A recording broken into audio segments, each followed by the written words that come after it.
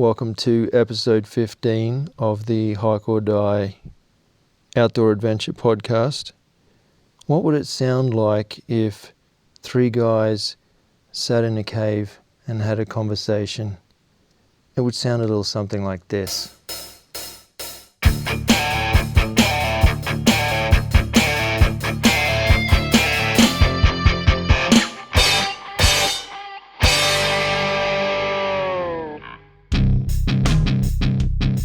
Hey guys, welcome to the podcast.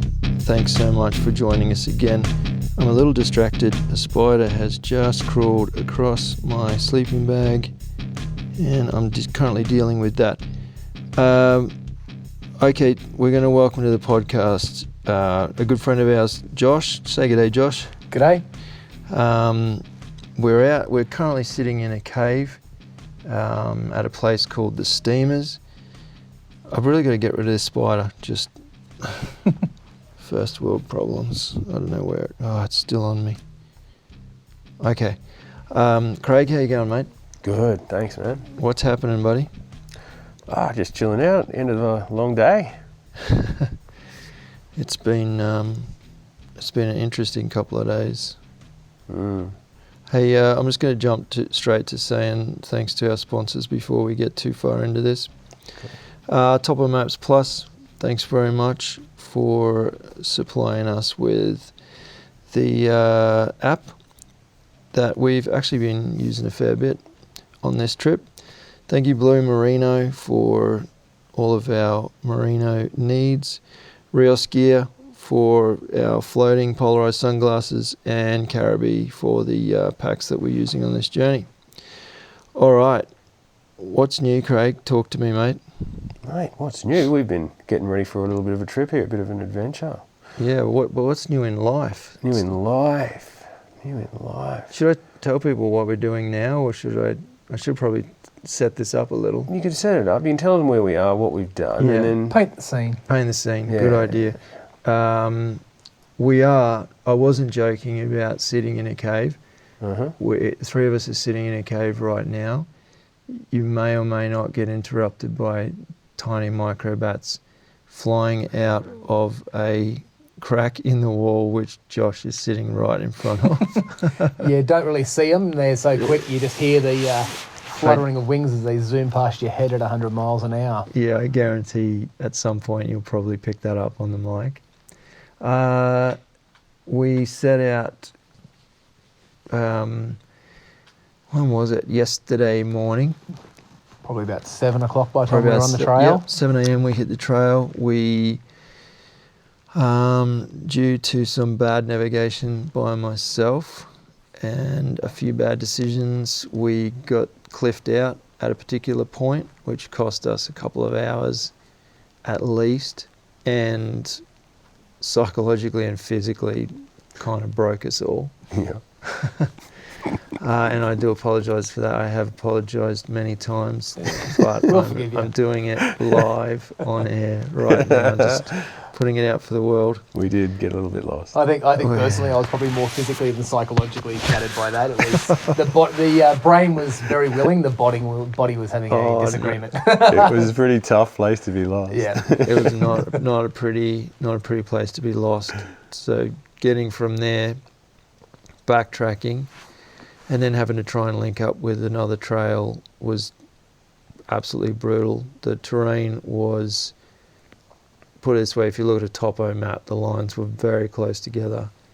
And we had to change our plans a bit. Everyone was really flexible, really grateful for that. Nobody let anger get the better of them. Also thankful for that. Not worth getting angry over it, you know. No one got hurt. We still saw some beautiful country. No, we actually did. A gorgeous place, just not the right place. Yeah, just not the right place. And then we spent, so we eventually got on the right track, which was good. And we went past this cave and sort of said, hey, look, there's a plan B if we can't find this magical campsite that we only have a GPS coordinate for. We spent a long time trying to find a campsite that we couldn't even find a trail in that direction. Cut a long story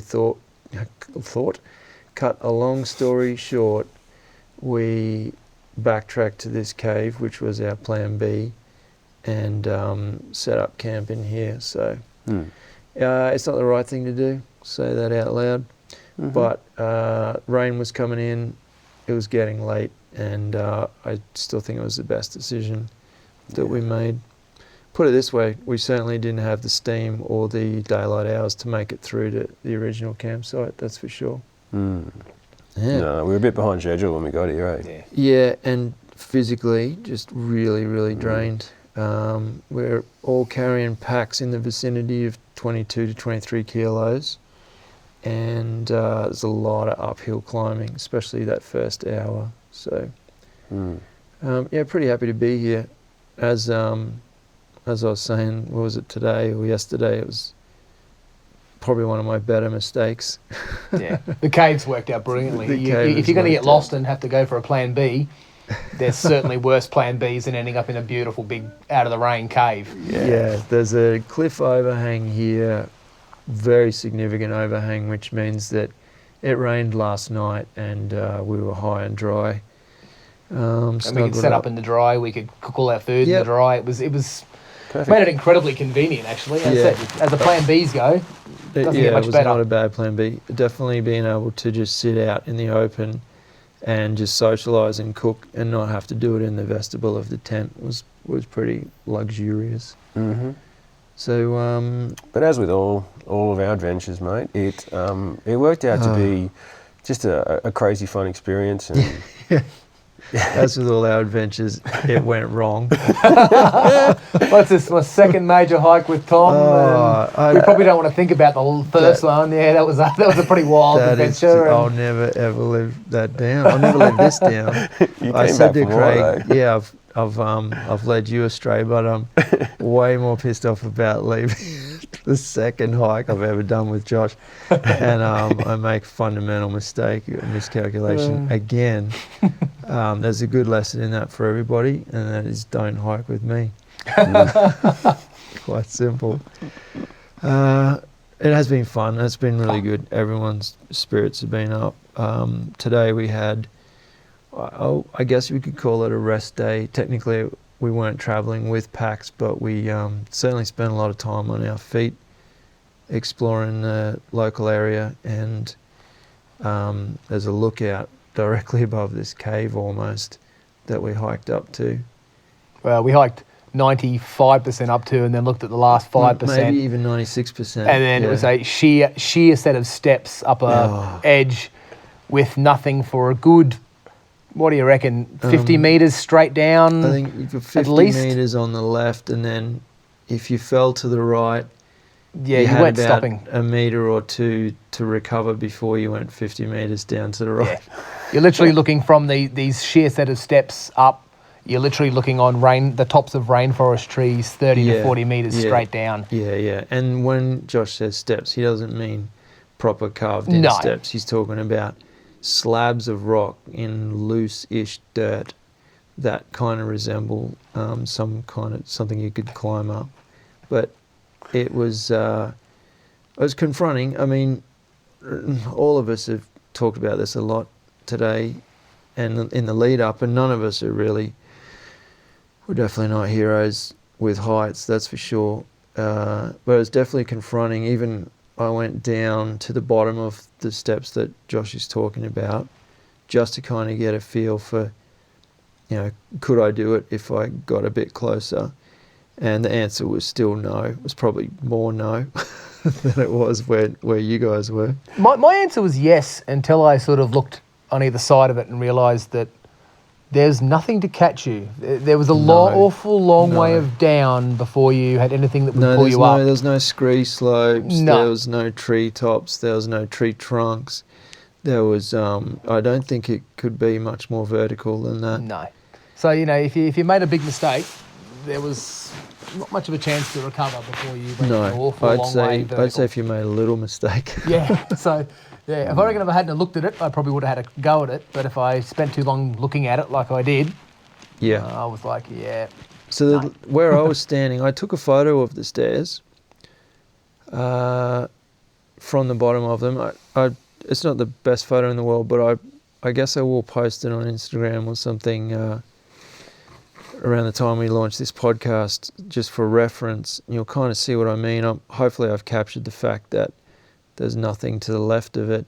I also took a quick bit of video footage, which I'm on this very narrow neck between where the guys were waiting and this set of steps. And I'd say I had 1.5 foot, so sort of around 50 centimeters on one side and maybe 60, 70 centimeters, 2 foot on the other side to stand. And even to take that photo, I sat down on my butt because I didn't want to be kind of leaning over or anything. Yeah, it's a lot of people would have just laughed at us and just ran straight up that, but who cares? I'm still alive to tell you about it. Yeah. Yeah. And I'd rather be a live wuss than a dead hero. Yeah, it's things like that. When we get to positions like that, it's always been the way when you're kind of hiking in a group. If you're not comfortable, it doesn't matter what the reason is. If you're not comfortable, you're not comfortable. End of story. You don't have to explain it. That's it. You stop where you want to stop, and if someone wants to continue, they can. But yeah, definitely not into. I like going out of my comfort zone. I'm not going to lie, but that was sort of out of my comfort zone's comfort zone. Yeah, it was. I'd actually had a little peek at some other pictures of that place online, and I had already kind of psyched myself out a bit. Yeah, you showed me a video just last week, and it kind of freaked me out a bit. I'm glad that you didn't force me to go up there. Oh no! Not that you would have, I wouldn't mate, have done that. I was contemplating it myself, but no, it's just. I'd already put my poles down, the hiking poles down, and was going, Yeah. yep, and I was ready to go. And then as I said, spent too long looking Yes, at the that's drop either side of it. It's exactly what it is. Yep. When you focus on the stairs, you could run up them. When you focus on either side of the stairs, you got a problem. Yeah. Something. Oh. Or was that a bat? That was Tom him. almost just, you probably might pick that up on the mic. He almost got sconned in the head. It was Yeah. right I above his heard it. head. Right in front of your face. I here heard you it go. through my headphones, so I reckon that'll come up on the mic. Yeah, that was beautiful. Oh, there he is. He's zipping between the three of us right now.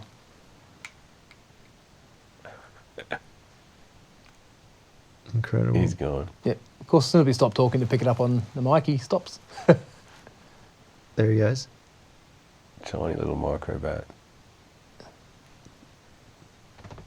Oh, That's great. That's cool.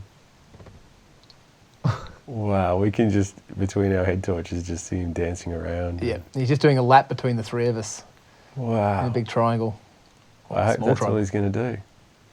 No, it's cool. Oh, he's just latched onto Craig's neck. It's just gone pear-shaped.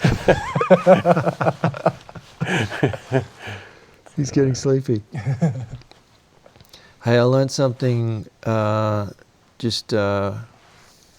in back to news. So I think that's kind of, we've painted enough a picture of where we Yeah, are right so now. We're that's where we are. coexisting with some bats. Yeah. On When I the was- small side of that, the clouds have all cleared that we had earlier, and we're actually looking out across a beautiful set of starry sky. Yeah. Right in front of me right now. It's Such a good place. As pretty much as awesome view. Between the big gum trees is just all the western sky.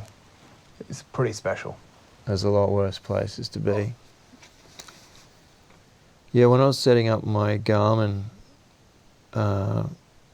what I realised through the setup and through Googling a few things was there's a significant difference, sometimes up to 200 metres between the, I don't exactly know the technical term, but basically the maps that the Garmins use across different countries.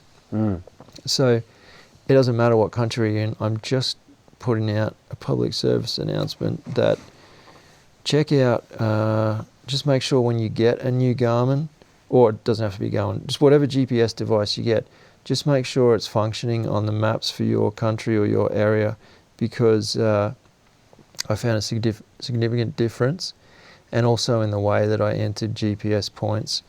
It was quite different when I switched over to the correct map, so I was actually able to map things out. Just keep that in mind. That's a pretty big learning curve. Yeah, I had to switch mine over too. I didn't even realise, mate. No, neither did I. I've just used it day one. I just turned it on and thought, well, that's that. But ours came in. As soon as you start to enter a coordinate, it just didn't want to do it. No, and the coordinates were not in the right format That's either. what I mean. Yeah, So- there's a lot of different. That's the thing. There's a lot of different ways they format GPS points. Yeah, I there find that through certainly my is. work a lot too now. That certain clients want our GPS plots one way, and other clients want them a different way. So you're constantly having to reset your To GPS, switch between the two. which yeah. is painful. Yeah. Yeah, it was a learning curve, but I just thought I'd mention it because if anyone else out there is wondering why they're having trouble, it could be that. Oh, let me tell you something. We're not too late, boys. This is really important information. We're not too late to pick this up tomorrow. But what's the date today? 30 something? 28th on Friday. Yeah, all right. So by 29th, about 30th tomorrow. Yeah, so we missed it by about 8 days. Was World Nude Hiking Day. Oh, But I am prepared to kind of say, well, we didn't know about it. Let's just do it tomorrow. We could probably make up for it tomorrow. well, I've only just put my kit back on after World Naked Gardening Day, which was only like 2 or 3 weeks ago. couple So of weeks. Yeah. it's pretty easy for me to get the gear off again. No worries. I thought you were going to say I need to just put my kit back on after dinner. Yeah, so think about that for...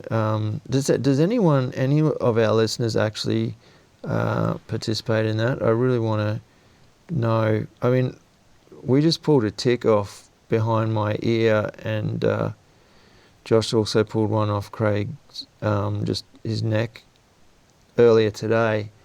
That's about as far as I want ticks to go near any other part of my body, if you know what I mean.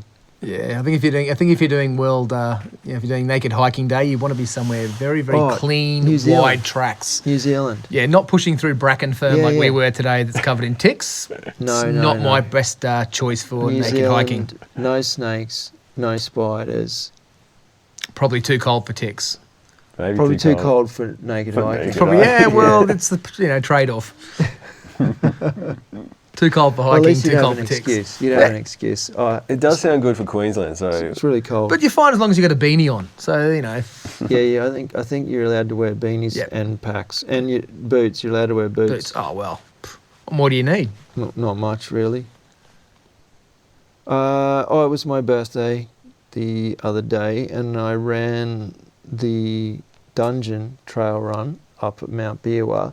I've talked about it a few times, and the reason I mention it is I've got some footage while I was down there, and I've started knocking that up into just a real short video, because I can't really describe how hectic this track is. Well, it's got the name Dungeon in the It name of does, it, so yeah, it's it is a pretty cool. good. I think I'd think twice about any trail that starts with the word dungeon. But it's a good start. Yeah. But I think maybe people think, maybe they over-exaggerated when they named it. Well, I've Sure, got it sounds video. tough, but- Yeah, I've got video to prove that it's not really exaggerated. So I'll get that out over the coming weeks. What we did do was we were able to spit out, finally, that little drone test that you did, Craig.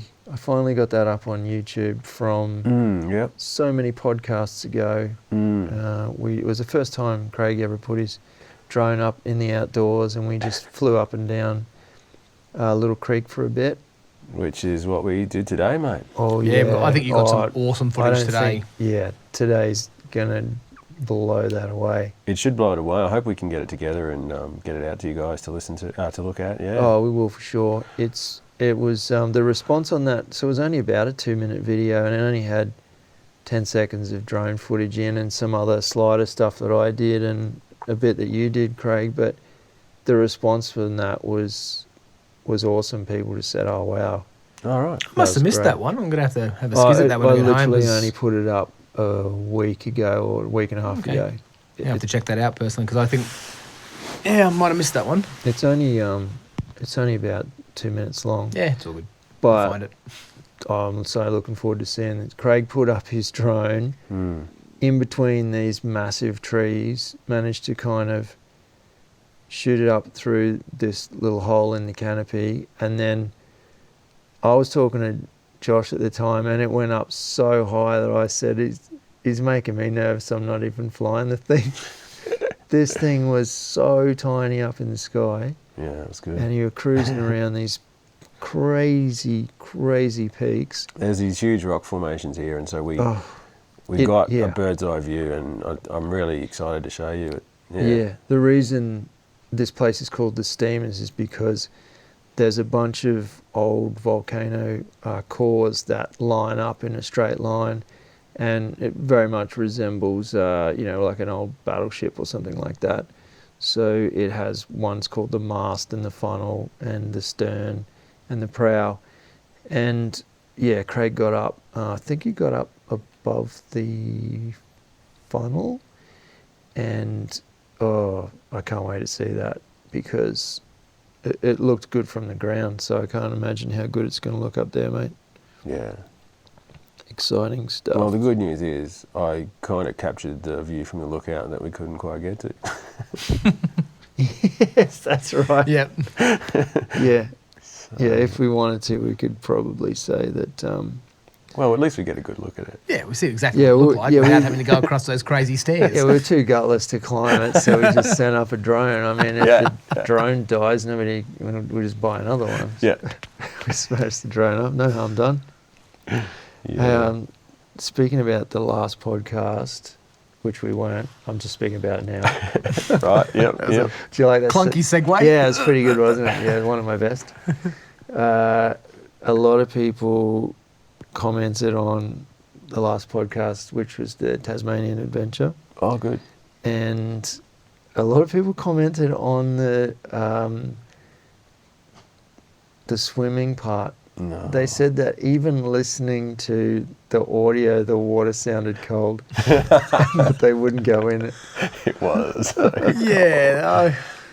Is there ever any warm water in Tassie? Like even in summer, it's not that warm down there. I don't think it exists. I didn't experience any warm water in Tassie, so that's pretty cool. Yeah, that was definitely a pretty immersive podcast. That what we did on that, Josh, was we actually recorded little segments each day at various points. Yep.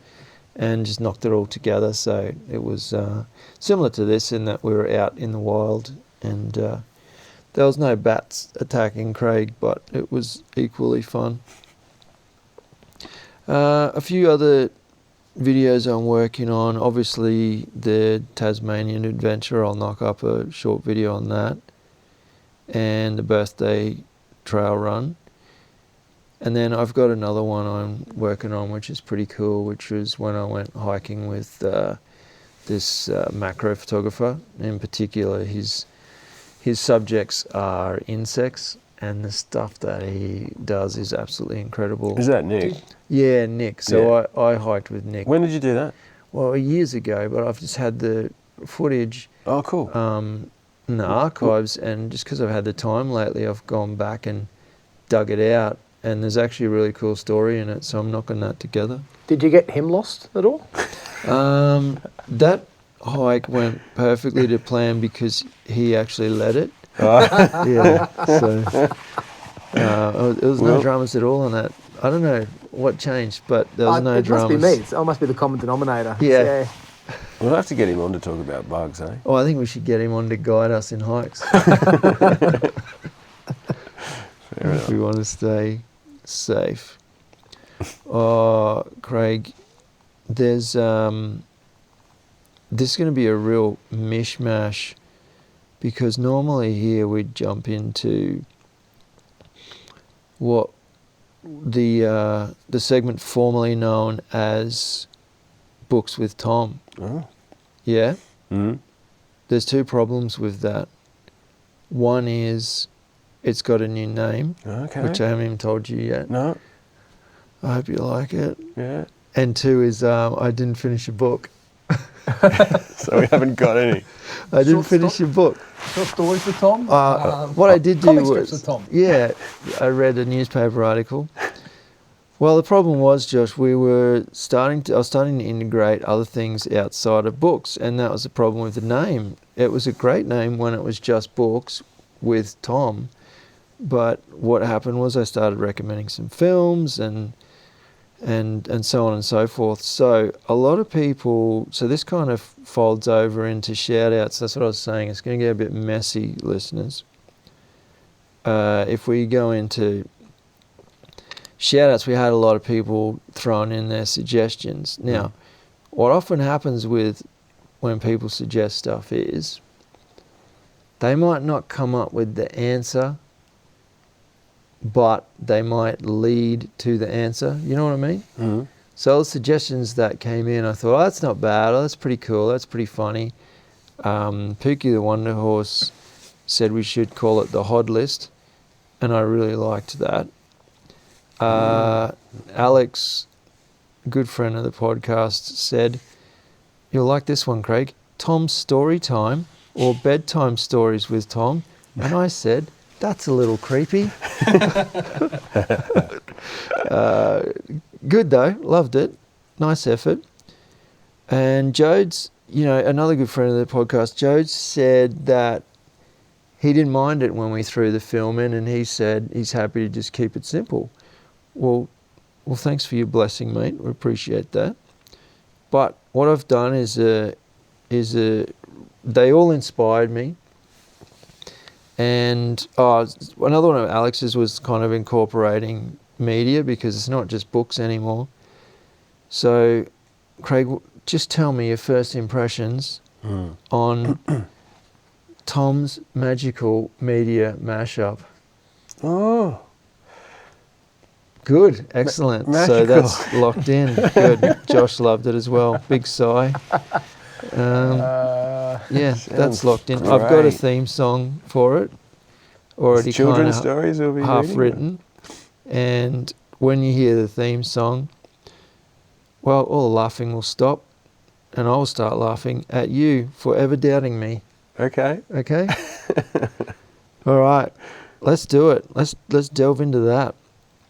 Oh yeah, so thanks for everyone who jumped in and tried to help me, and I just bastardized it. Good job. Right, I watched a film on YouTube, readily available on YouTube. I think it was on the National Geographic channel. It will be available, I'll put it in the show notes so you can just find it. It's called Moving the Giants, and the kind of sub-tagline to that was one man's mission to revive the last redwood forests. And it was an awesome documentary. It only runs sort of 15, 20 minutes in that realm. But it's just this amazing story about, actually you really like this, Josh. Josh works in, what would you call it, regeneration? Bush regeneration. Bush regeneration, so restoring areas to native bushland and removing noxious weeds and anything else that might encroach on that. That would be a very short way of saying it, wouldn't it? Pretty much. To really put it in a nutshell, what I do is, and what we do is we plant trees and kill weeds.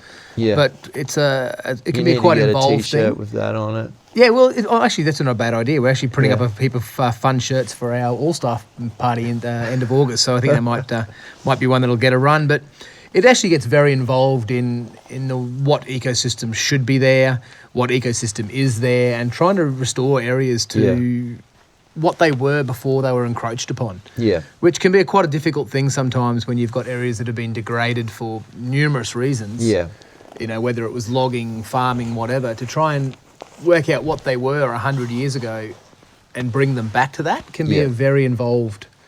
I won't lie, I'm more the muscle of this business than the brains, but we have some very, very intelligent people working for the company I work for that are obviously paid more than I am, and probably rightly so, but I am on the sort of the coal front in the sweat and the dirt as it is. So we are. There's still and something that I picked up on the first time that we hiked together was, I know it is a job to you, but the passion that you have for restoring those areas, it just comes through in any kind of conversation you have about it.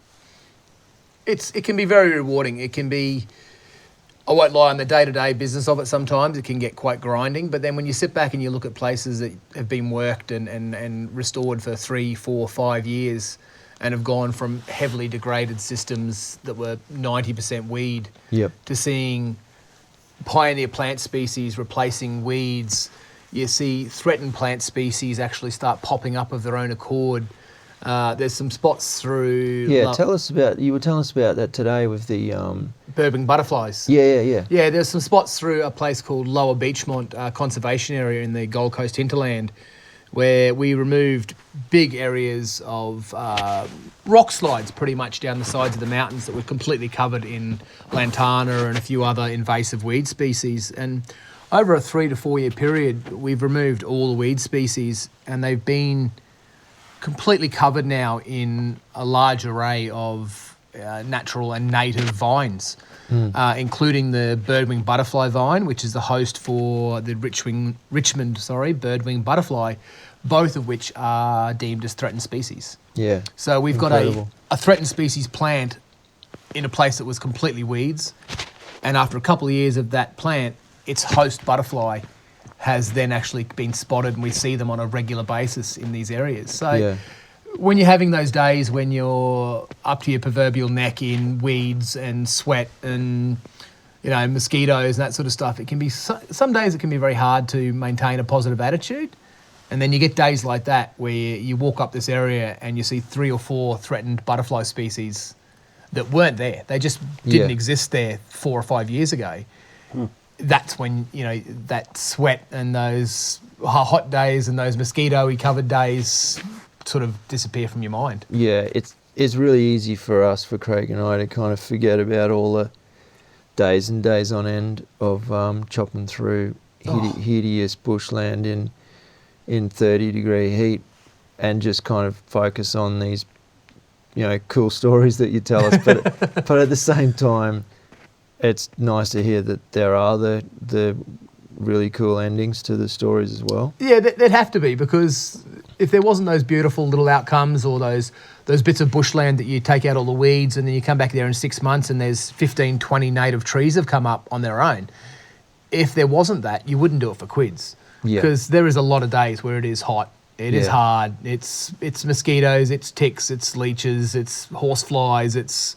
You know, it's 40 degrees, snakes, 40 degree slopes. So, you know, there are a lot of days there that really do test you mentally and physically. But you've got to, there's that constant trade-off. There's that constant trade-off between the hard yakka and just stopping sometimes.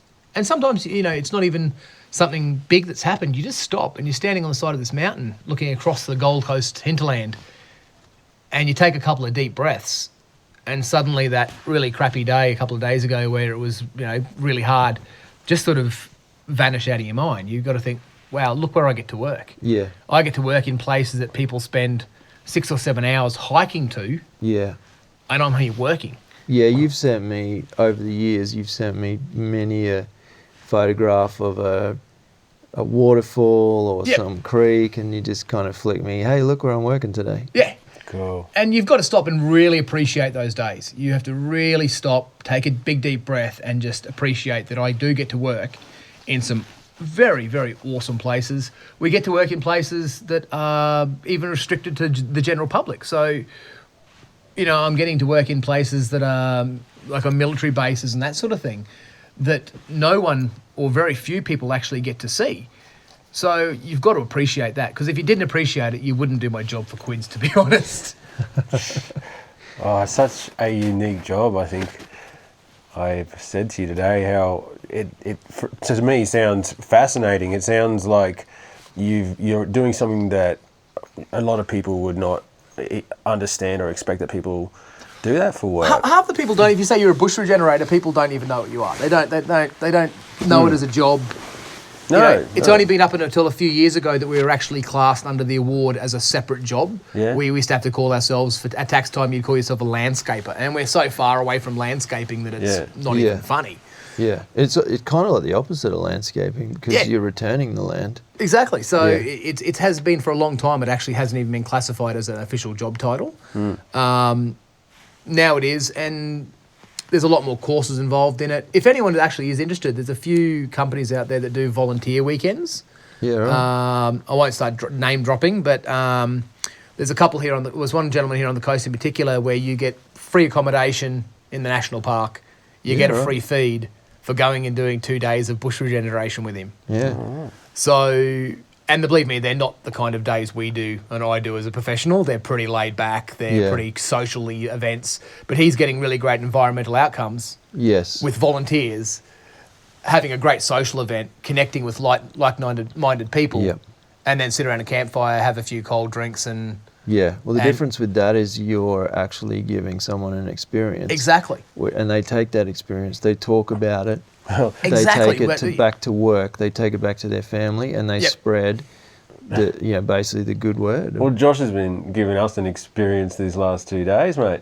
I said to Craig, I said to you, you wait till you get on the trail with Josh. I said, and I stop every 5 minutes to look at a plant. Yeah, there's something to talk about with the wildlife and he's all over the. And as I said to you guys, I'm stories. only a minor plant geek. Some of the guys I work with are absolutely phenomenal in their plant ID knowledge. Like I'm average.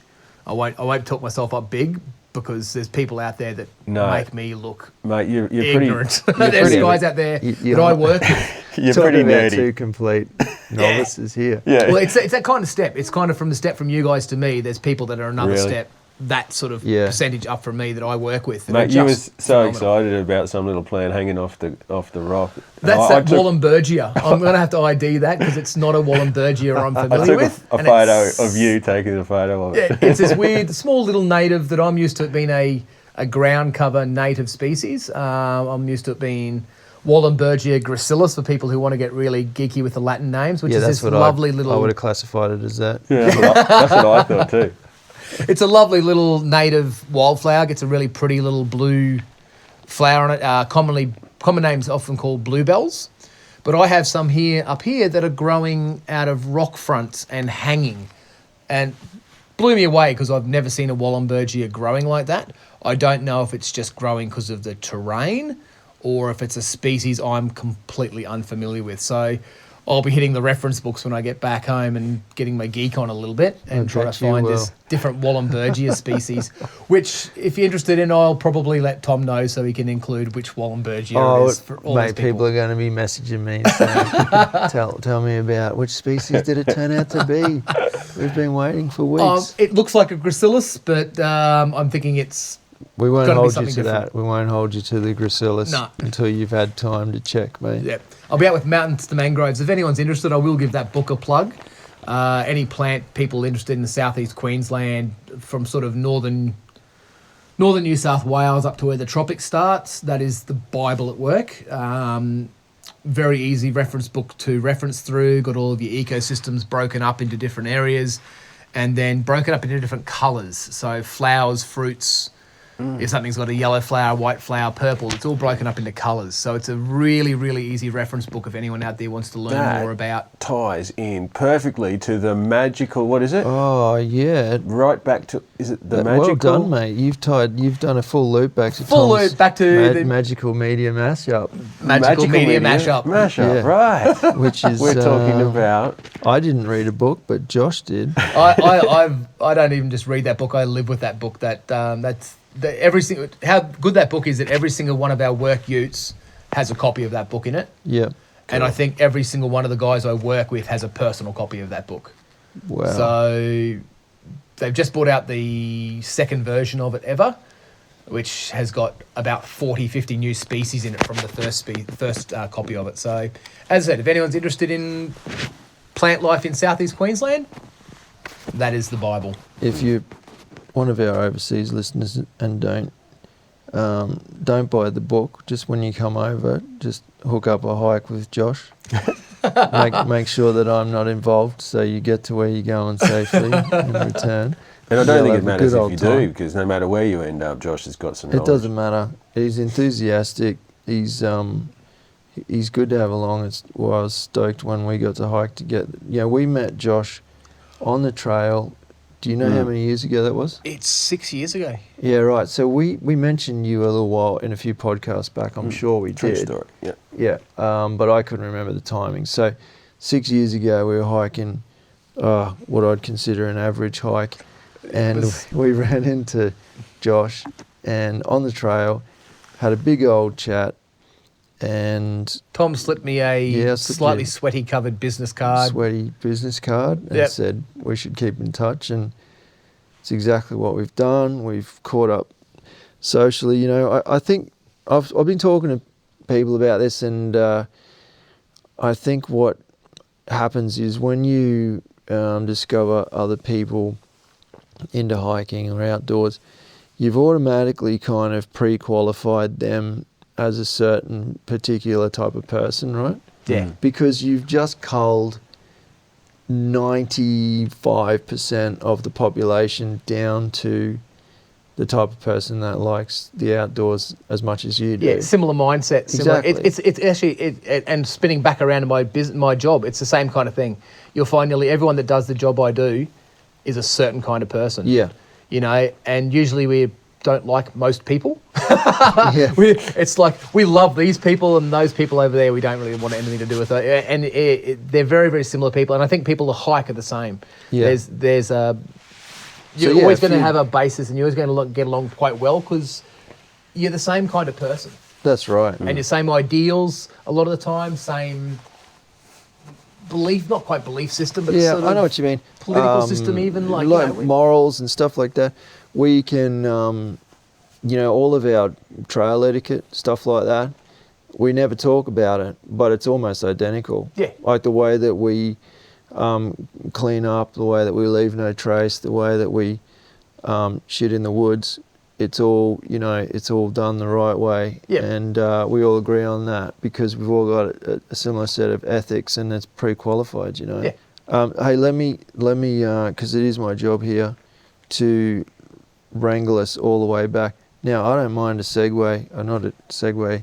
I don't mind, what do you call that? Getting sidetracked. I love it. Don't stop doing it. But let me tell you about this film, Moving the Giants. The redwood forests were dying in particular areas. I'm not going to do this justice, which is why I'm going to send you guys the link. And what this guy and his son did was they were collecting very kind of famous redwood forest seeds, I guess, and grafts, and they were taking it quite seriously and growing these seeds and moving them, and they started to move them around the country, and it's just amazing. Like, as I said, I'm just killing this story. Don't listen to me, go and watch it. But the end result is they're regenerating these redwood forests. But what is absolutely amazing about it is they're using the same, I guess, they're literally taking grafts off these giants and then growing new ones and then putting them somewhere else. So they're completely related trees. Yeah, cloning. It's almost like cloning it. Yeah. And so what it is when you take a graft from a tree and grow it from a branch or a twig, that plant is genetically identical. That's why I had you here, because I needed you to clarify that. I wouldn't have said that. Hey, I got another film I watched, and the reason I didn't get into, you guys mentioned it today, and I kind of hushed up a bit, is because I knew we'd do this podcast tonight, and that we could get into a deeper conversation. I watched The Dawn Wall with Tommy Caldwell and Kevin Jorgson. They climb El Capitan, but they do it with ropes, but they've selected a route which joins up the most hideous sections of this rock face. And what they set out to do is put their base camp on the wall and live on the wall until they complete every section perfectly and join up all the sections until they get to the top. We were talking about it today, and I said I think it took them in the vicinity of 28 days or something to complete this. That's 28 days of. They did have rest days, but a lot of climbing. But did you know this about Tommy Caldwell, that he actually lost it's either his index finger or his index finger and his... No, he didn't lose his thumb. I think he lost his index finger and maybe a little bit of his middle finger. He was pushing a piece of timber through a circular saw. Ooh. And it just grabbed, and because he was holding on to it, it just pulled his hand in. And he lost it. The finger was on the ground, literally on the ground. They picked it up, took it to the hospital, and his dad knew how much he was into climbing, and he's just pleading with the doctor, get this finger back on, get this finger back on. It's his life, it's his career. They couldn't get it back on. So he has this nub here and this little bit here.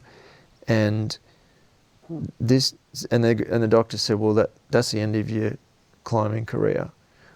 Think about the complexity of climbing with 2 full hands of fingers, right? There's these things they do. I don't know the name of them. I can't even describe what I'm doing with my fingers right now, but you put one finger over and then your thumb goes over the top of that, and you're kind of pinching a little tiny piece of rock. And once you don't have the index finger to do that, how do you make up a new finger position to replicate something that can only be done one way with the human hand? Yeah.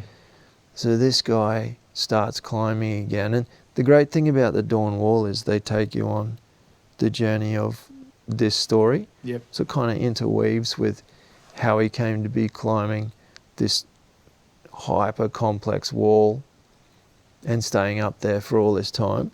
Now, I've said this openly on the pod, I'm not a climber at all. We just told you we had trouble walking across, just walking up some kind of... shaly steps. Yeah, some shale steps. So I don't know why I find it attractive. I don't know why I find it, we've spoken about free solo on the podcast before. I think it actually shares a lot of the same ideals as It as most hiking. definitely does. I've thought about this in my head and thought, there's something about it that's... Why are they doing it? Well, because it's there. Why did we walk all this way? Because that is the journey, right? Yeah. That is the fun part. Sitting in this cave is pretty damn fun. Yeah, it's pretty awesome.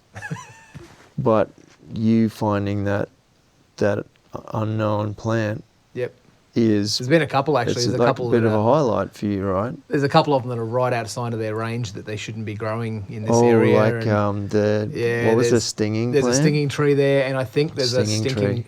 I think there's a stinking cryptocarya that I saw the other day too, which, if it is a threatened species...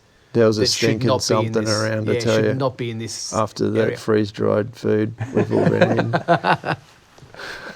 So, hey, that stinging tree, and I saw that. I didn't see it yesterday, but I heard you guys talking about it.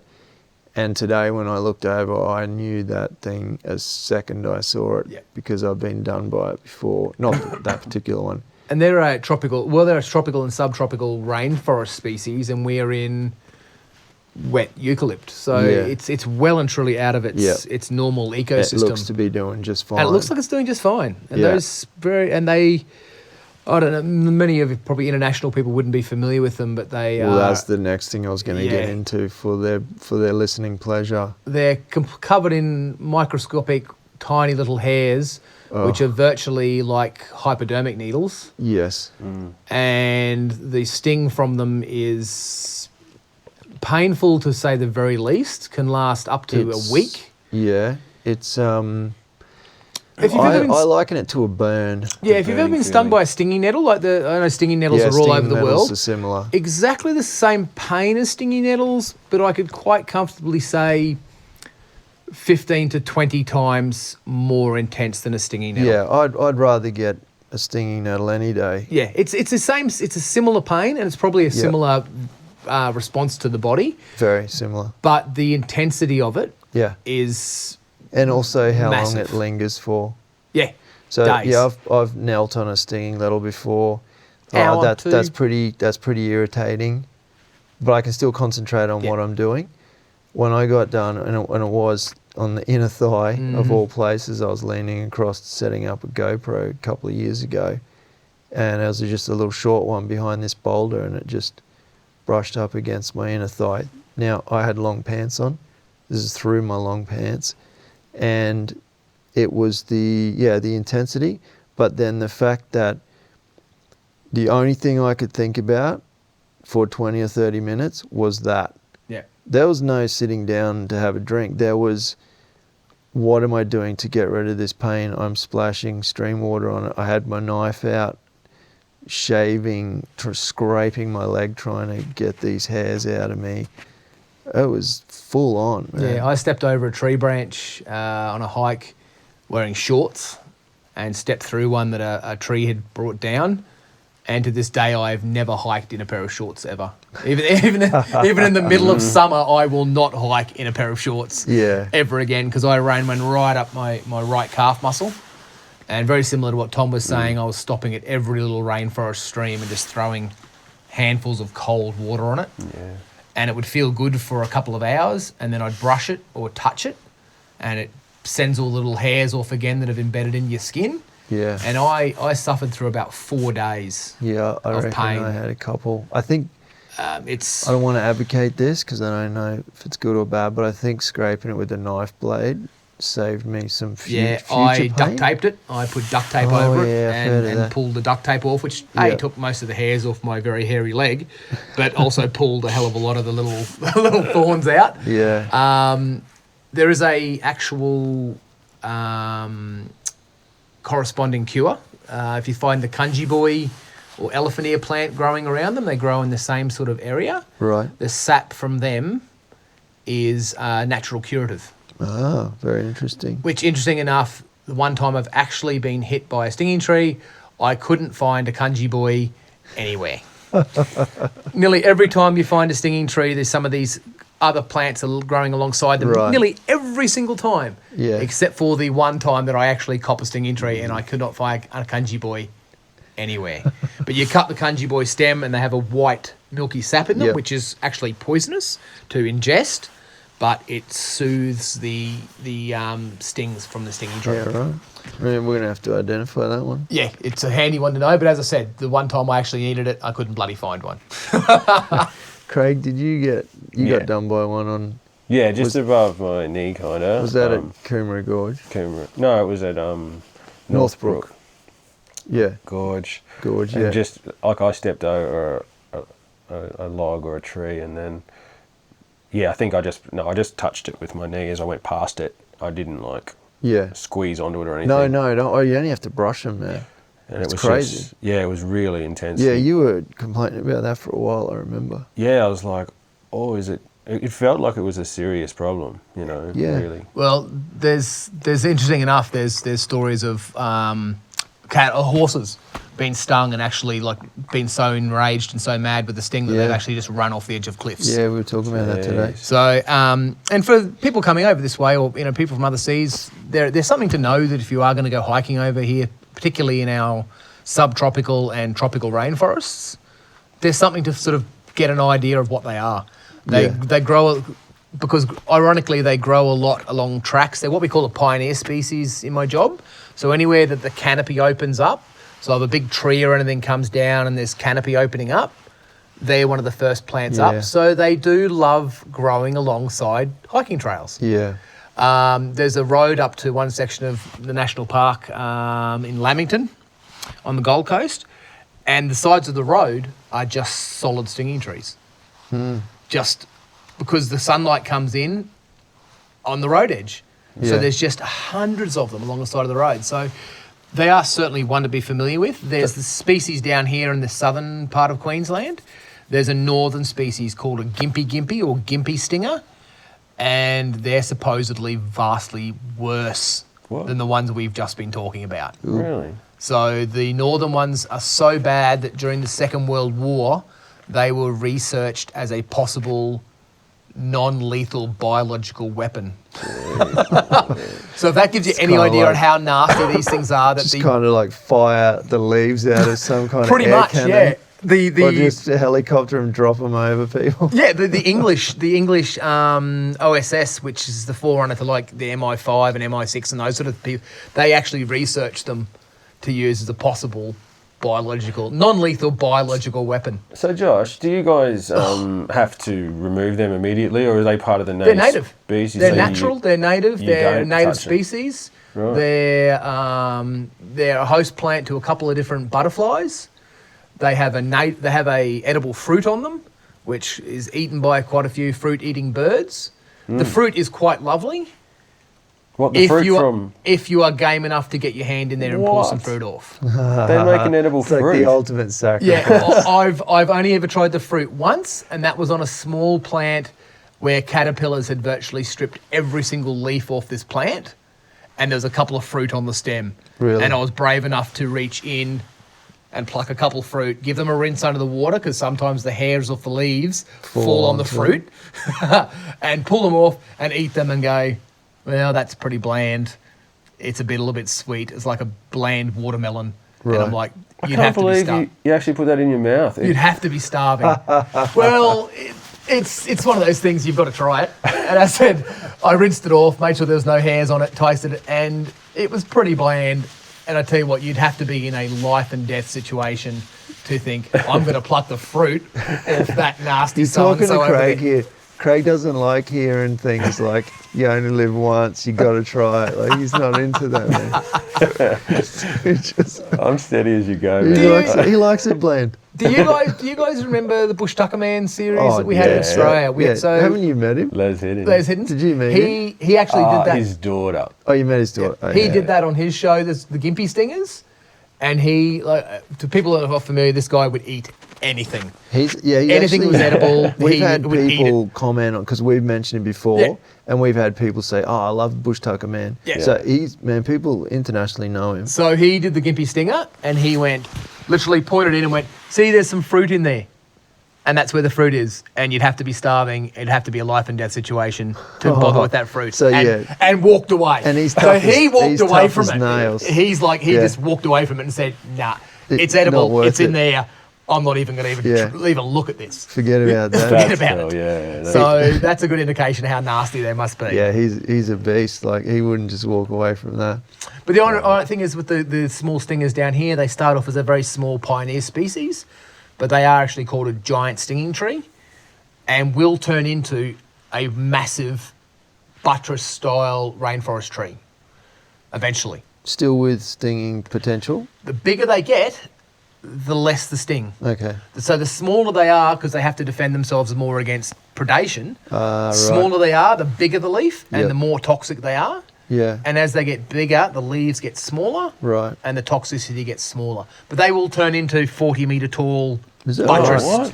buttress trees. But you don't notice them because they're way up in the canopy. Yeah. The And you can leaves are only touch- about the size of your hand. And you can touch the trunk Trunk's without not a any problem. ill effect. And Yeah. it just looks like another big, massive rainforest tree.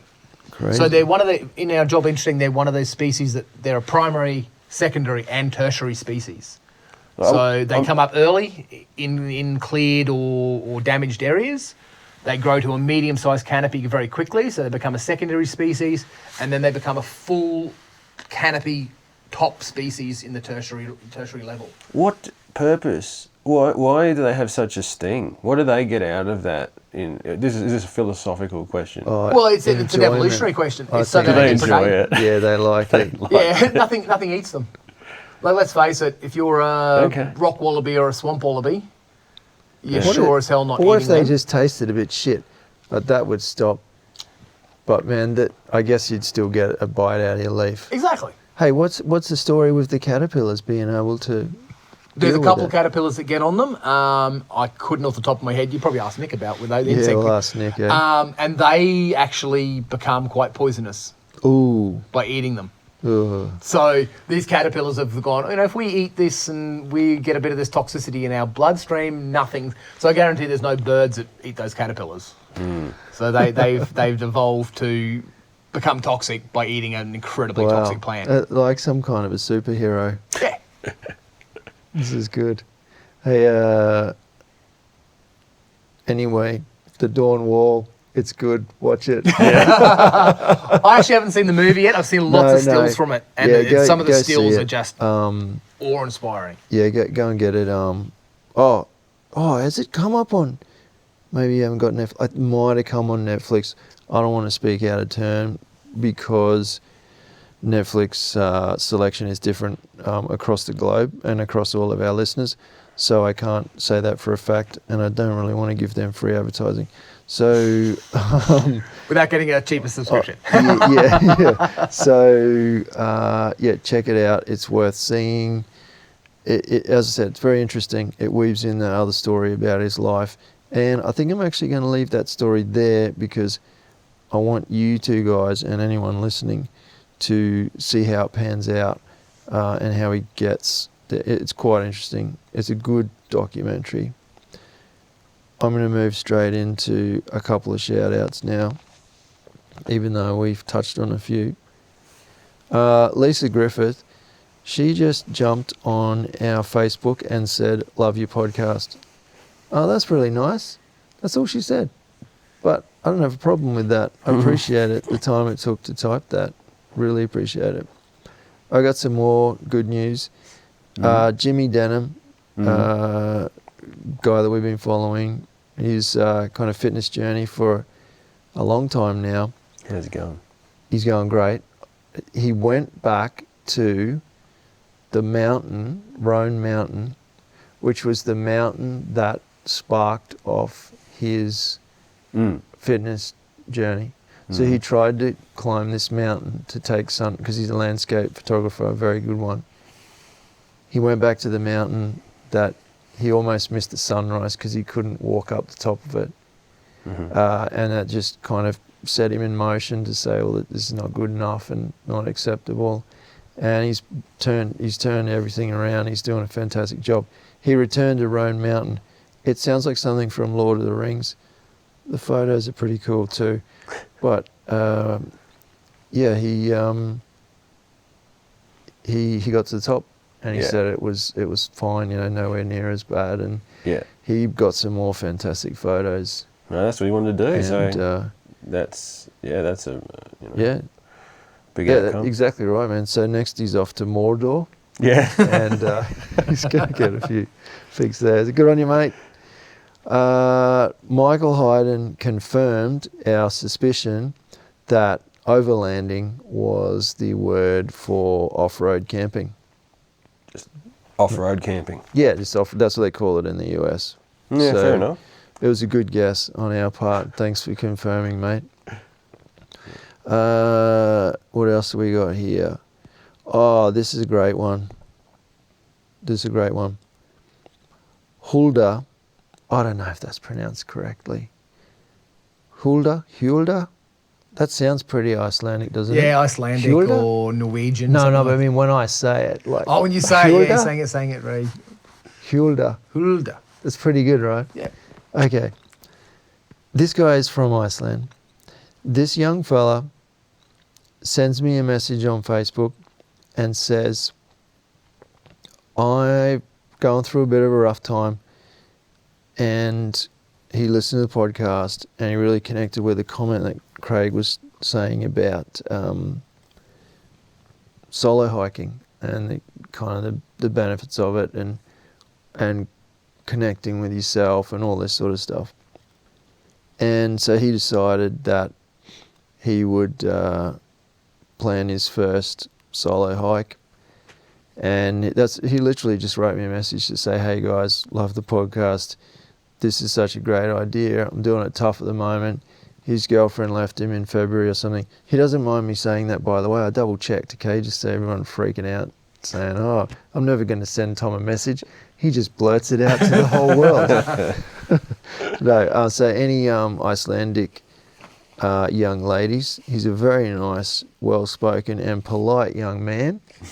And he's just got into hiking. So if you listen to the podcast because you like hiking, geez, I'll put you in touch. Back to the story. You're laughing. You're almost going to make me laugh. Matchmaking with Tom. Yeah, that's another segment. That's the new segment. It's hookups with Tom. Connecting lonely hearts who like hiking the world over. Connecting hiking lovers.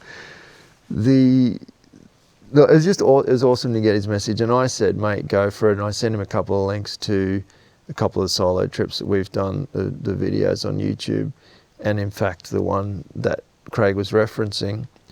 And yeah, I sent him a message yesterday. I remembered to message him, and when we got a small amount of reception earlier today, he actually wrote back, because I said, "How did you go?"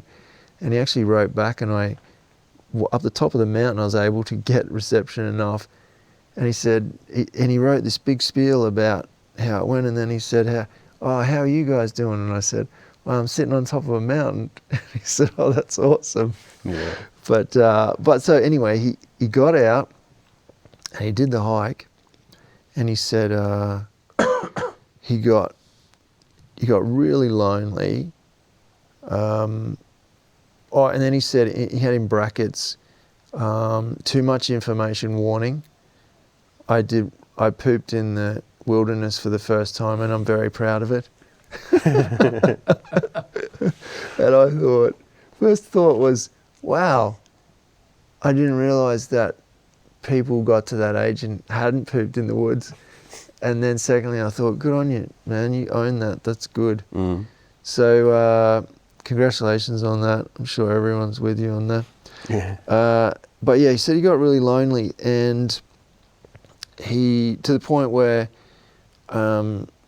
Josh, you might know about this, they have really long days, don't they? Even when the sun technically goes down, it's still very light. Yeah, depending on the time of the year. It's either they have massive long days or very incredibly short days. Yes, that's how far what I was north they are. gathering from. They get sometimes where they have like 3 months of solid sunlight, 3 months of solid darkness. Yeah. And then the I times in figured between, that. it varies, yeah. Because from his message, he didn't go into detail, but he did say that he was going to set up his camp, and then he knew it was going to be light for a long time. Yeah. And he got quite lonely, and he didn't want to stay there. So he ended up continuing and then hiking out.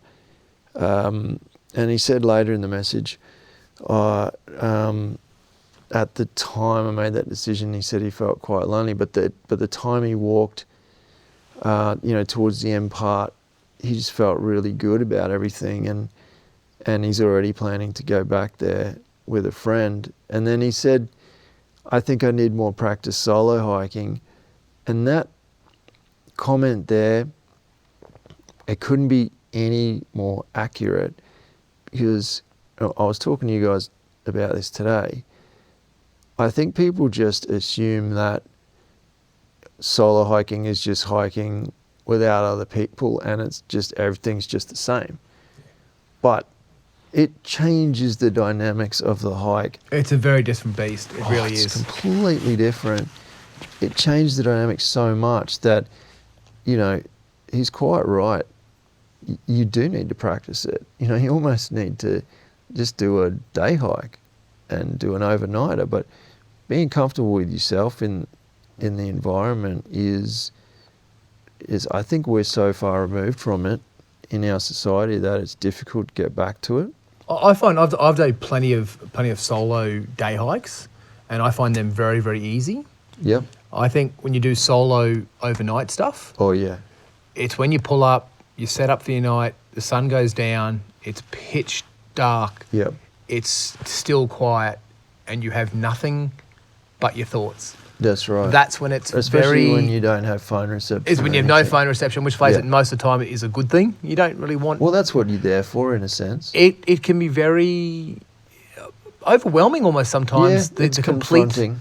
silence of it all. It can be quite a amazing, but quite a sort of not scared of the situation. More because it's very unfamiliar to have no external input.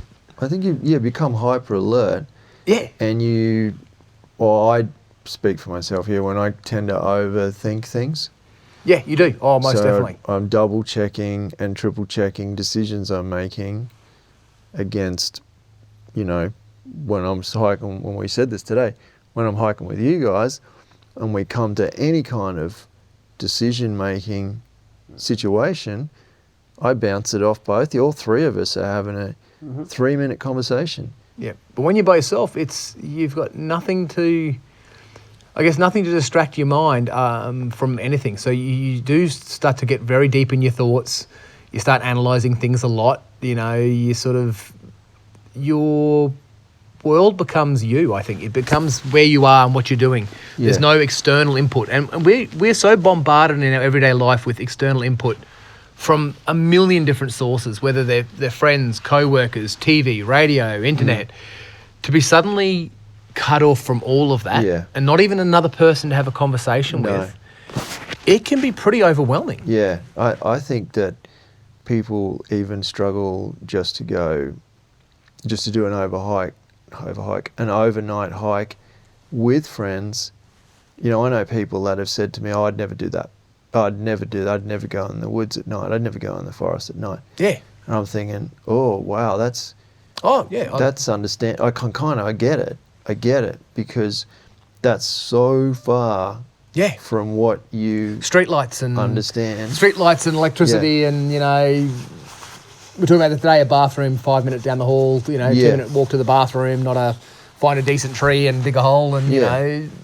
That's it. Every luxury is removed. Yeah. But I think, even if you have got it in you to go for an overnight hike and you've maybe done that with friends and you've got the gear, and I think it is the fundamental issue is the decision-making processes. Oh yeah, it that was we- my biggest, definitely the biggest challenge I met. Yeah, Because you're that- responsible. You're 100% responsible. If And- something goes wrong, Yeah. there's no...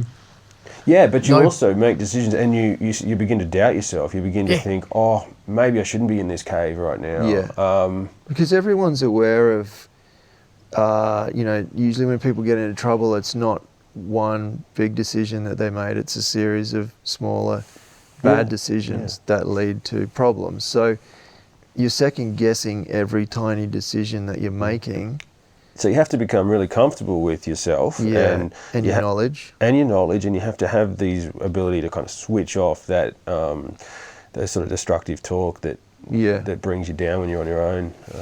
Yeah, I definitely, that was the biggest struggle I had when I did my first solo trip was I was, you know, talking to myself, and I'd get to a position where, and I've spoken about this before, I got to a position where I was looking at a kind of a flat pad where I could set up my hammock, or a position closer to the river where I could string my hammock up, and I already had the canoe tied up and everything, and I was looking at the two, and after about 2 minutes, or maybe it was, I don't know, time just kind of disappeared. It felt like ages.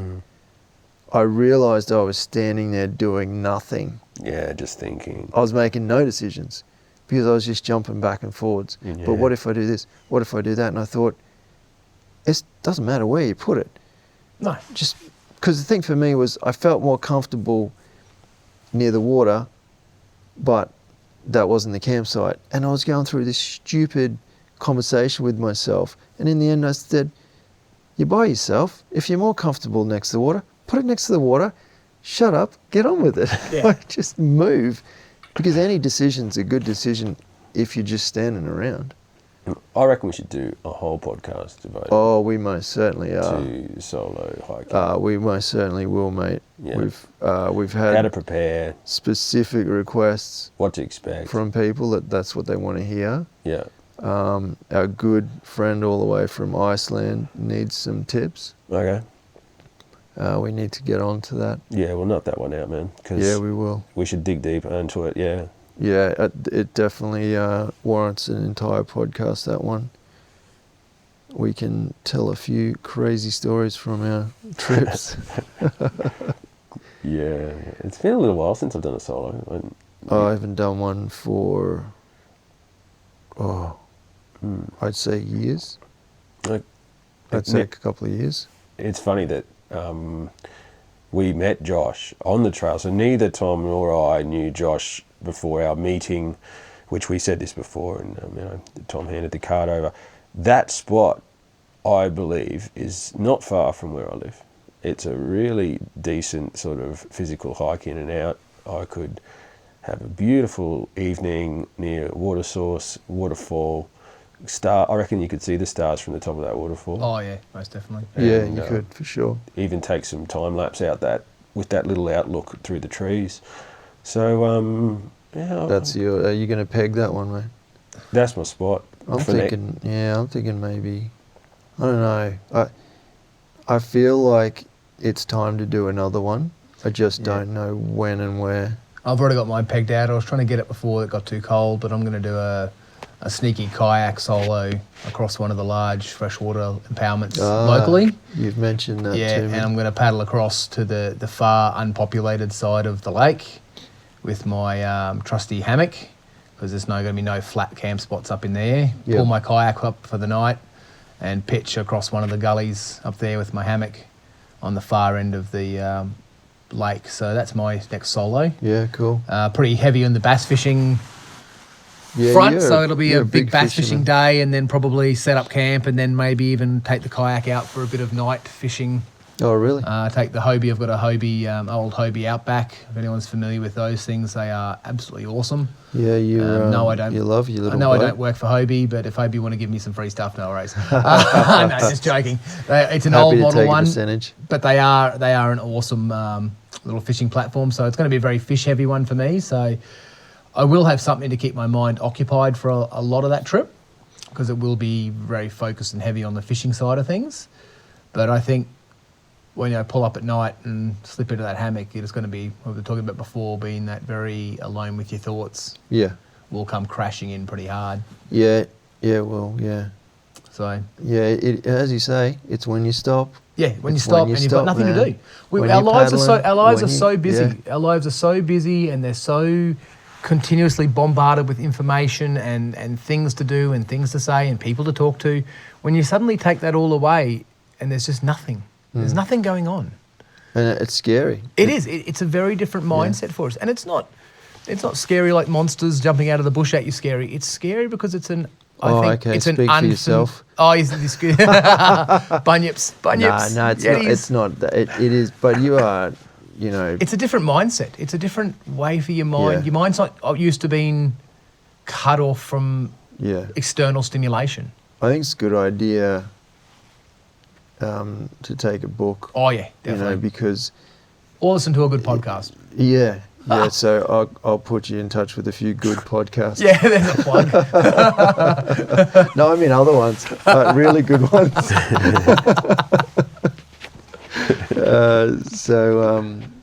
Yeah, I think definitely, have something that you can't want to do. I mean, it's okay just to go to bed early, but I found I tried to do that on the first night. I just laid there kind of hearing all the sounds of the bush, which is kind of nice, but then that opens up. And I know some people, that would be their biggest fear is What's hearing that? things. What's that? It's like it's a frog. There's really not much to worry about. Most I'm talking from an Australian perspective. If you're hiking out with grizzly bears, then you got something to worry about. Yeah. That's a different story. I've got nothing to say on that. Hey, did you notice the cap that I've been sporting this weekend, Josh? Yes. Do you like it? It's the blue one? Yeah, the blue one. It also comes in grey, and it's by one of our sponsors, Caribbean. I noticed it was the same as your pack. Oh, yeah, it was. I did notice that, yeah. Yeah. You might need to take one of those on your trip. Do you want me to provide you with one of those? Oh, I won't say no. I will never say no to a freebie, and certainly never a free hat. Good stuff. We're going to hook you up. So I'll get onto that. Because we've got a couple of other, this is a great segue. There's other people that I'm giving hats to. How's that? Is there? Yeah, there's other people. We're giving away hats. I'm going to see if our friend Hulda from Iceland Would like a hat? would like a hat, because he's going to get into hiking. Why not have a Caribbean hat? Pookie the Wonder Horse, man. He's always chiming in and giving us suggestions and stuff. Done deal, mate. We'll hook something up. Craig will hook something up with you. Yeah. A guy called Joe has hiked. I think he sent his message through Podbean. He's hiked 22 of Colorado's 14ers. Oh. That's 14,000 Feet. feet or above. Yeah.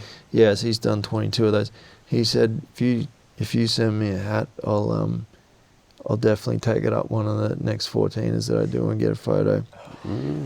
So yeah, that's a pretty good reason for me. You guys need to start doing merch. You You need to start doing hike or die merch. No, you're preaching to the converted there. It's something I. Because I'd take a free hat with another free hat, you know. Because you want another free hat, and I probably wants a bloody t-shirt too. Where was I going with that? I thought there was another one. Well, see, you go to the other segue there, and you get some of your merch printed up on some of the wonderful wool shirts that you get from your sponsors. Yeah, that's actually something I wouldn't mind doing. Some limited edition. Yep. Merino shirts with our logos on. For sure. But that's not official in any way. But you never know your luck. Food for thought.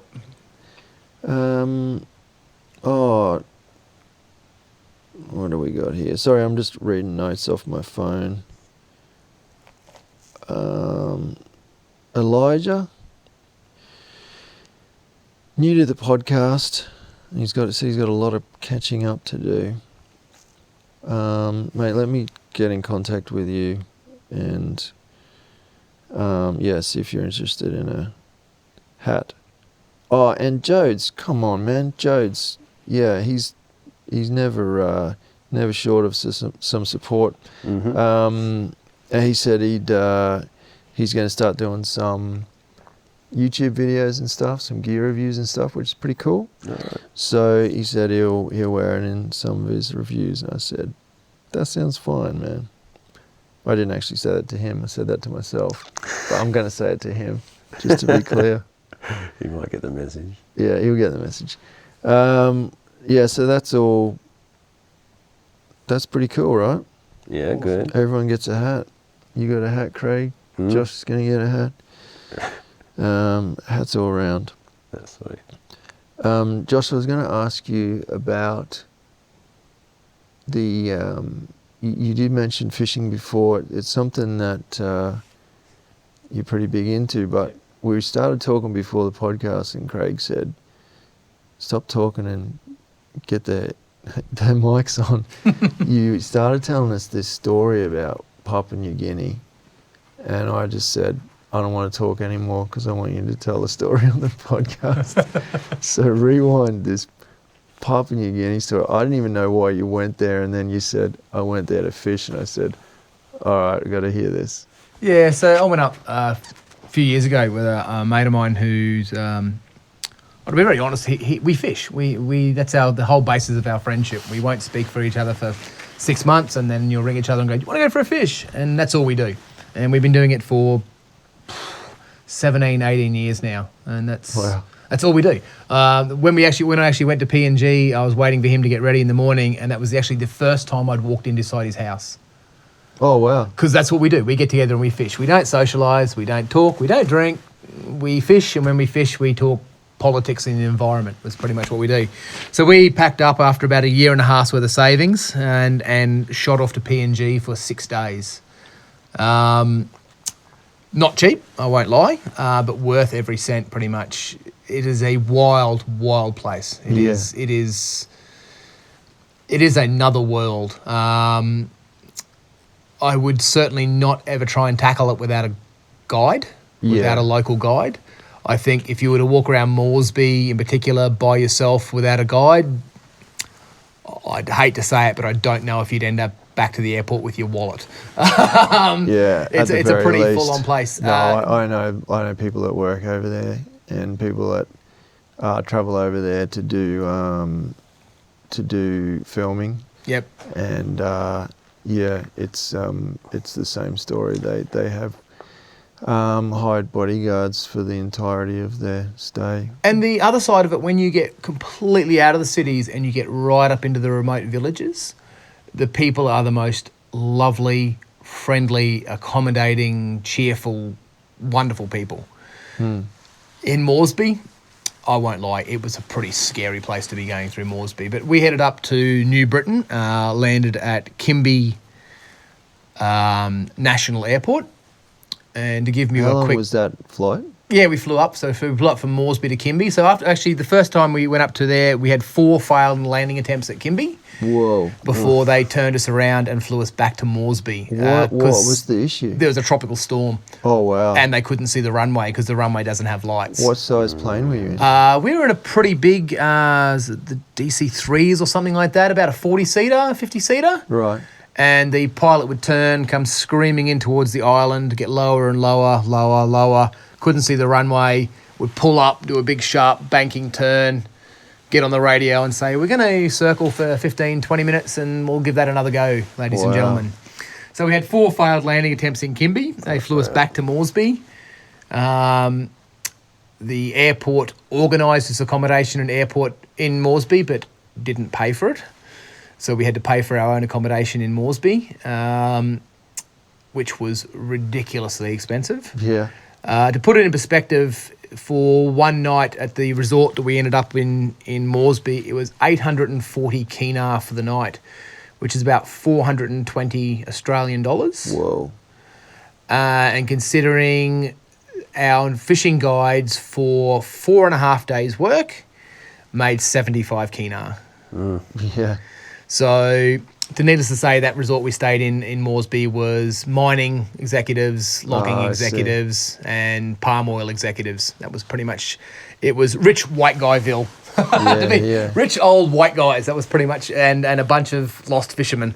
But we finally got up to Kimby, stayed at the Liamo resort up there, which was owned by the mother of the guy that owned the fishing resort we were going to. And then we spent a 5.5-hour boat ride to the little village of Bayer. What size boat are we talking? We're talking about a 22-footer, big boat. There was 11 or 12 of us on the boat. Is this going up a river? This is going out in the open ocean. Oh, really? And it's open ocean along the north coast of New Britain in a easterly manner from Kimby. 5.5 hours. Yep. To get to... In a boat, only a 22-foot boat. About a 22... Yeah, but about 22-foot. That's a long time in a boat, man. And then it was beautiful. We were actually watching flying fish getting scared by the boat and zipping out across the water the whole way, which then started getting hunted by a pack of sailfish. Oh, wow. Which was pretty awesome. We were all like begging them to stop and let us pull out the fishing gear early and go, come on, we can have a fish at this. And they're like, no, we got to get to the resort. And we're watching these 3 big fins tracking behind the boat, and then every time the sailfish would peel off, the flying fish would peel off, the sailfish would peel off after them. And we've only been on the water for a couple of hours and we're seeing this. So as you can imagine, as fishermen, we're all getting pretty bloody excited by then. Hey Josh, you just excited the bats. The bat just did a fly. Yeah, bat just did a flyby. Yeah, do you get just as excited over like which fish is that as you do over which plant is that? It's more like which fish could be there. Whoa. That bat nearly smashed me in the face. It's that, what's in there, what could be possibly, know, that next bite. Do you know them all? Do you like kind of... No, a lot of them. Not a lot of your premier target species that fishermen chase.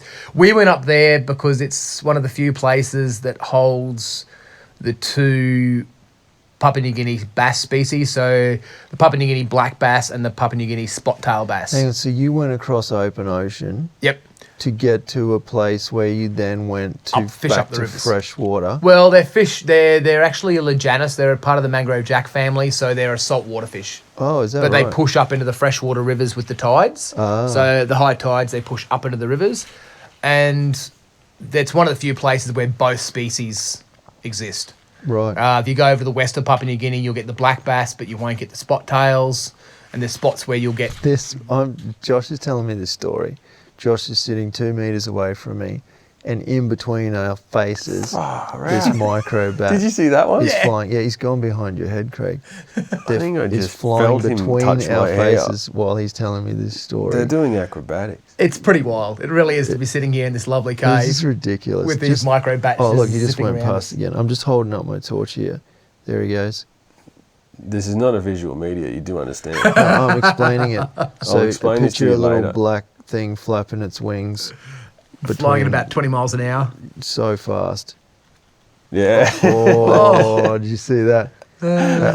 We should all be quiet for a minute and see if we can get the wings on the audio. Ready? Yep.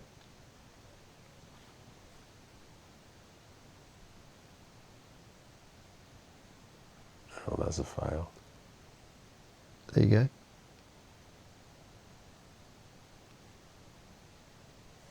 He's gone behind you guys. Yeah. There he goes. There he goes. 3 times, 4 times. But when he goes past, he's pretty quiet.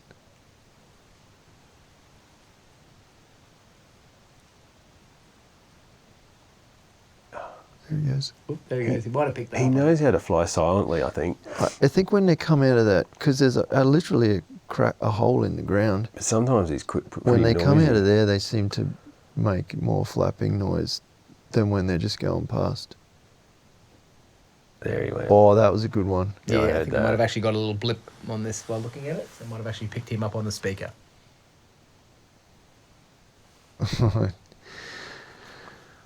That is cool. We are sitting in a cave watching bats fly between us, telling fishing stories. Sorry, Josh. Yeah, life's tough, isn't it? Yeah, Like, it's- seriously, this you is know, rough. it's like, this, Rough. I can certainly think of a long list of things that'd be worse to be doing right now. Anyway, Josh, did you catch any bat? What? Actually, last day, half day on the last day, I pulled the biggest bass for the whole trip out of the entire team that was up there. So, Oh, really? What's a big bass? 18 pound, What's that in What's kilos? that? 9.5, 10 kilos. Whoa. They get to 40, 50 pound. That's Wow. And a at that big size, fish. they're almost unstoppable.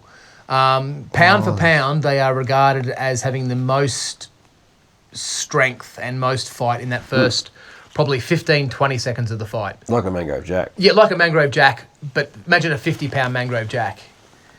So we got destroyed a couple of times. I won't lie. My first hookup, I just got smoked. It's one of those situations where you read everything you can, you watch a million YouTube videos, you read 100 Fishing Mag articles, and you go, yeah, I'm sorted, I'm planned, I'm all over this. And the first fish I hooked just humiliated me. It just screamed off through the mangroves, didn't even know I was there. And I'm sitting there holding a rod and just going, what the hell just happened? It was like I got hit by a car. And it just, nothing prepared me for all of my years of fishing to ever have a fish that had so much grunt in the first 10 seconds. So was there a kind of a technique that the guides kind of, Don't give them an inch.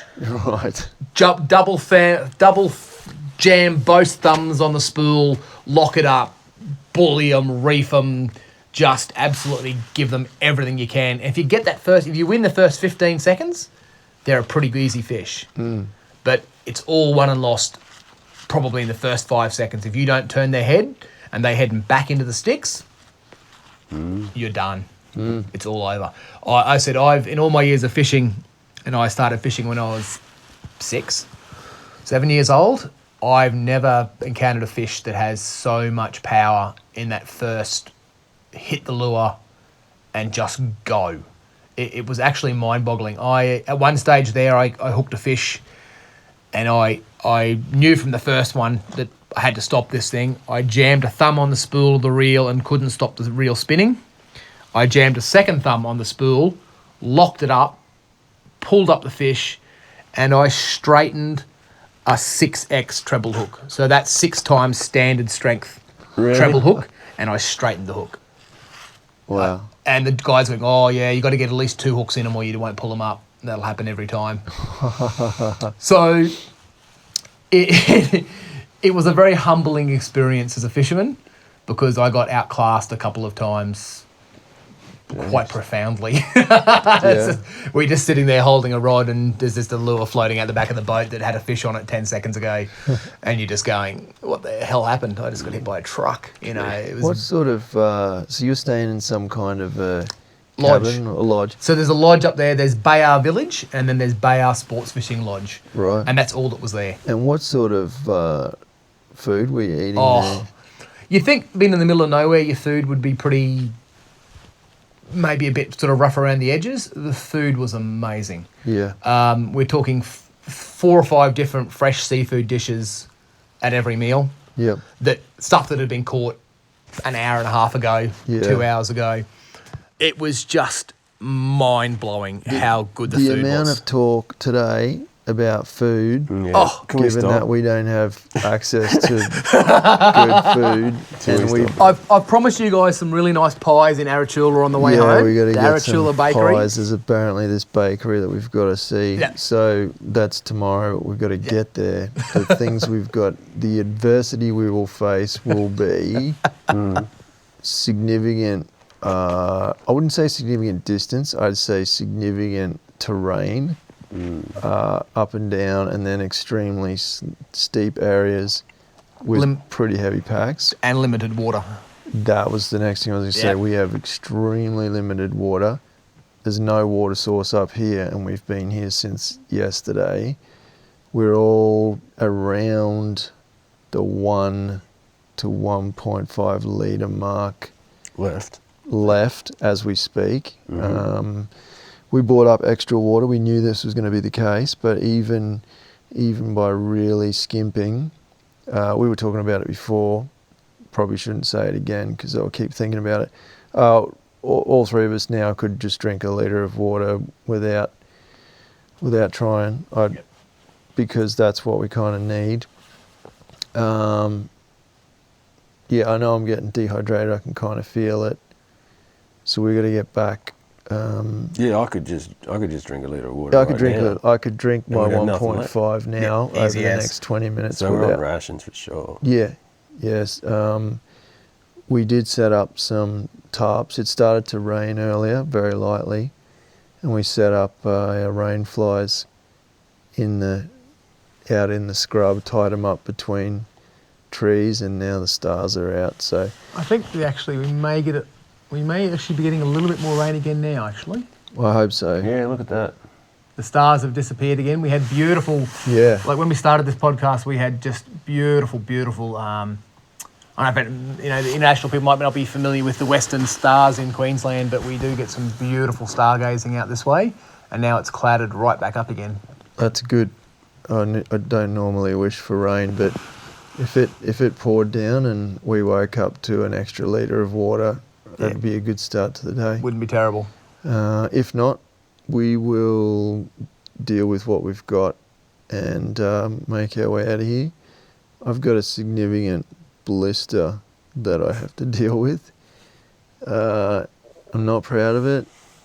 I think I know the cause of it. I'm going to say it now. I don't think I tied my boots up tightly enough on my last hike. To Tasmania. It's created some kind of a weak spot on the ball of my foot, kind of to the side, the right hand side of the ball. And yesterday I didn't tie my boots up properly. I know I didn't. I just tightened them around the ankle instead of tightening all the laces. And then going up that really steep terrain, I could feel my feet moving around, and by halfway through I knew I had a problem. And then when I pulled the boot off yesterday, it's this massive blood blister. I had contemplated... It's a monster. It's a monster. I'd contemplated cutting it last night. I contemplated that again today, and I thought, when I tied my boots today really tightly, it didn't give me any pain. So I think I can get out of here tomorrow. But what really bugs me is, I've said it on the podcast before, I don't get blisters. I've never got a blister hiking. And then I start getting lazy with tying up my boots. No, it's just because you mentioned it, mate. I don't know what it is. Everything went pear-shaped when I shaved the beard off. Yeah, well, the answer is always beard, mate. Yes, beard. Get more beard. I was absolutely, disgusted and slightly disappointed in you when the beard guy came off, mate. You're not the only one. You're not the only one. I've had hate mail. Hey, Tom, I'm starting to shiver, man. I'm going to put this mic down for a sec and put a warmer jumper on, okay? Keep talking. Yeah, I think the temperature's dropped a couple of degrees when this cloud cover's come over. I'm feeling it a bit chilly. Either that, Craig, or I was just getting ready to wrap this bad boy up. Were you really? Yeah, I was. Can you last another 2 minutes? I could probably last. He's putting his microphone back on, listeners. Don't despair. We've talked him back into it. He's a little fragile, our Craig. You have to make sure that we cater to his needs. We don't want to walk out on our hands. Testing. Hang on a minute. He's testing. Anyway, I was just thinking before, this is the second podcast where we've been visited by a bat literally while we've been recording, which is pretty cool. We had Barry the bat visit us one time, Josh. And Micro bat or a fruit bat? I think he was micro as well. We were in the Coomera Gorge, and we had our hammocks between a couple of trees kind of in a V shape so we could face each other and chat. Yep. And between us, he would fly in between us, every sort of 5 or 10 minutes and do what these little guys are doing. and we also met Eric the eel. He was pretty cool. That was cool. Yeah, I'm back. A little pat. He was cool. Oh, I miss those days. We have to go back. That's where we need to take you. Yeah, I missed that one that year. Yeah. Well, no, this is a better spot. We found a better spot. That's part of the Coomera Gorge? Oh, I'm going to leave that conversation there for off air because it's our secret spot. Oh, secret squirrel. Secret squirrel. That's how cool this place is. Yeah. We will take you there when it warms up a bit and it's hammock time. Yep. And swimming time. And maybe it's International Naked Hiking Day again and just kind of weave it all into one. They really need to do International Hiking Day in Australia in a lot warmer time than this time of year. Let's do it in summer, exactly. For sure. Spring, autumn. Summer's probably too hot for International Naked Hiking Day in Australia to get sunburn in place and you don't want to be sunburned. You want a spring. You want a spring or an autumn. Spring or an autumn. Yeah, spring or an autumn would be nice. Maybe there's an Australian Naked Hiking Day we could introduce. We'll start our own hashtag. And everyone out there will be glad this podcast is a purely audio medium. Yeah, that's right. Yeah, guys, we're in a cave and we're naked right now. It's awesome. There was no Naked Hiking Day. You've just made this up, right? I've been pushing. I'm saying it's Naked Hiking Day. Yes, I didn't see anything about where it. did you get I this googled it information? later. And nothing came up. There's no such thing. But he forced us into it, and we hiked back to the car naked, and it was good. So that's what we're facing tomorrow. I'm hoping it's about 3 hours. Maybe 4 with a couple of breaks, back to the car. And what we're going to do after this is basically just, get some rest. And pies.